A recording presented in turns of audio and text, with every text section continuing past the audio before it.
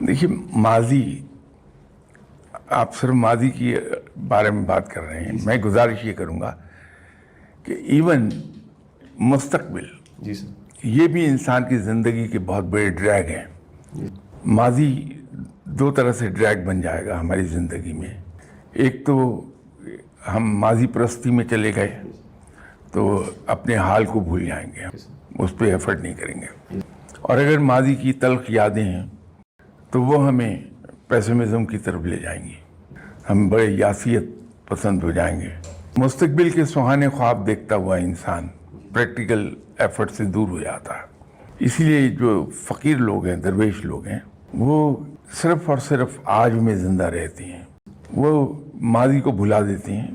تو فقیر آدمی ماضی سے صرف سبق سیکھتا۔ فقیر کے نزدیک آنے والا کل ایک امید ہے جو جانے پوری ہوتی ہے یا نہیں ہوتی، تو اس لیے فقیر صرف آج میں زندہ رہتا ہے۔